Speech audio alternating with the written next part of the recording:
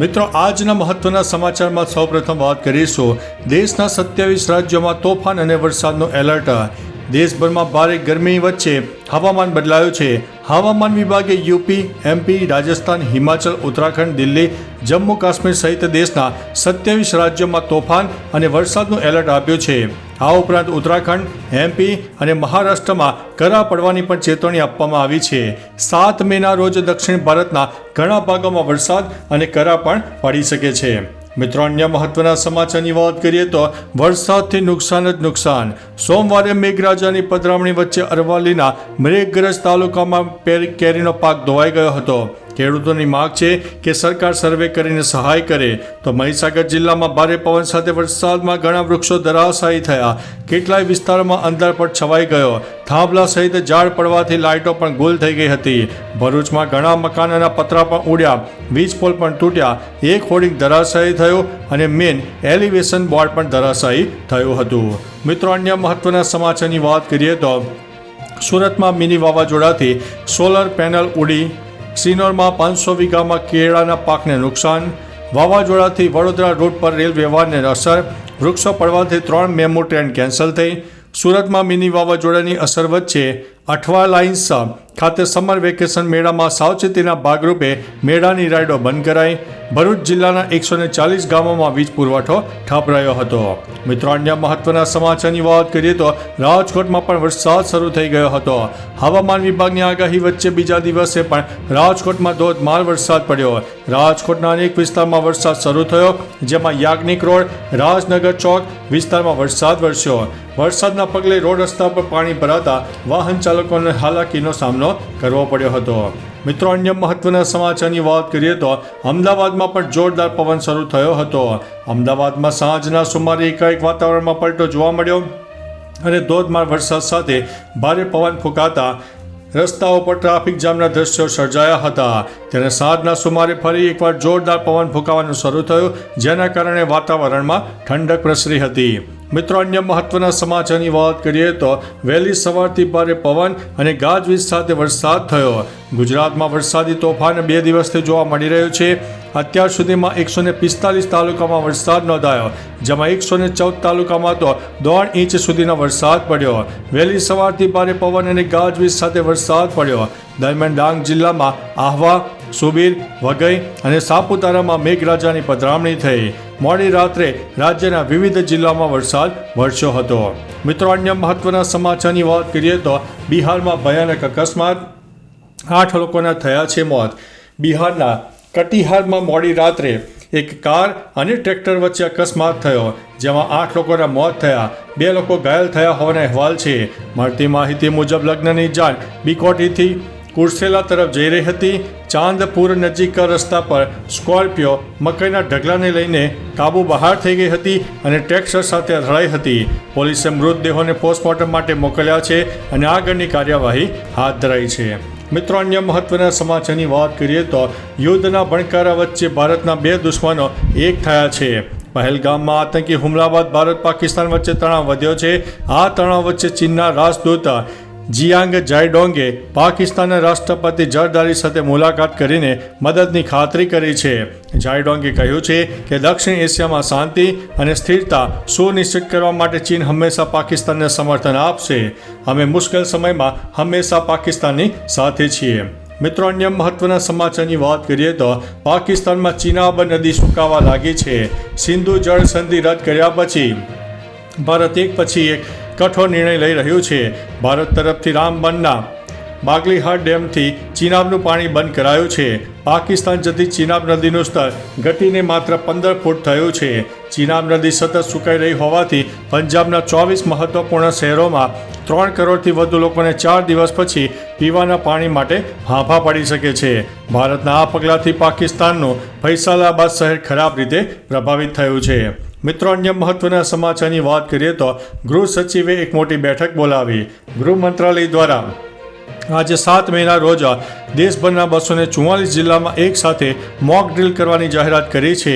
આ પહેલા ગૃહ સચિવે સવારે 10 વાગ્યે અને 45 મિનિટે એક બેઠક બોલાવી મંત્રાલય દ્વારા તમામ રાજ્યો અને કેન્દ્ર શાસિત પ્રદેશોના મુખ્ય સચિવોને પત્ર મોકલાયો હતો, જેમાં મોક ડ્રીલ દરમિયાન લેવામાં આવનારા પગલાં વિશે માહિતી અપાઈ હતી. હુમલો થાય તો સ્થિતિમાં શું કરવું તે અંગેની મોક ડ્રીલ હશે. મિત્રો, અન્ય મહત્વના સમાચારની વાત કરીએ તો તૈયાર રહેજો, હજુ પણ વરસાદ ભૂકા બોલાવશે. રાજ્યના અનેક વિસ્તારમાં વરસાદ અને તોફાની પવન સાથે બેટિંગ જોવા મળી હતી. હવામાન વિભાગે કચ્છ, બનાસકાંઠા સહિત 10થી વધુ જિલ્લામાં ભારેથી અતિ ભારે વરસાદની આગાહી કરી છે. ગાજવીજ સાથે કરા પડવાની પણ શક્યતા છે. રાજ્યમાં ઓરેન્જ એલર્ટમાં આપવામાં આવ્યું છે. ખાસ કરીને કચ્છ અને બનાસકાંઠા સહિત ઉત્તર ગુજરાતમાં પણ સ્થિતિ વણસી શકે છે. નાવકાસ્ટ બુલેટિન જાહેર કરીને સાવચેતી રાખવા માટે અનુરોધ કર્યો છે. મિત્રો, અન્ય મહત્વના સમાચારની વાત કરીએ તો વરસાદે અમદાવાદની હાલત બગાડી નાખી. સવારથી જ અમદાવાદનું વાતાવરણ પલટો ખાઈ ગયો. પછી બપોરે તો શહેરભરમાં ધૂળની ડમરી ઉડવા લાગી. હળવોથી અતિ ભારે વરસાદ પડ્યો. અમુક વિસ્તારમાં તો કરા પણ પડ્યા. વરસાદના કારણે નીચાણવાળા વિસ્તારોમાં પાણી ભરાઈ ગયા હતા. અમુક વિસ્તારમાં હજી આ વરસાદી પાણી નીતર્યા નથી. ગઈકાલે અમદાવાદીઓને મિની વાવાઝોડા જેવો માહોલ જોવા મળ્યો હતો.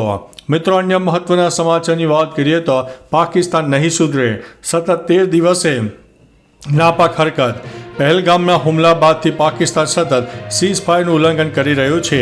રાત્રે પણ પાકિસ્તાની સેનાએ જમ્મુ અને કાશ્મીરના કુપવાડા, બારામુલા, પૂંછ, રાજૌરી, મેંગાર, નૌશેરા, સુંદરબની અને અખનૂરની આસપાસના વિસ્તારોમાં LOC પારની ચોકીઓ પરથી ઉશ્કેરણી વિના ગોળીબાર કર્યો હતો.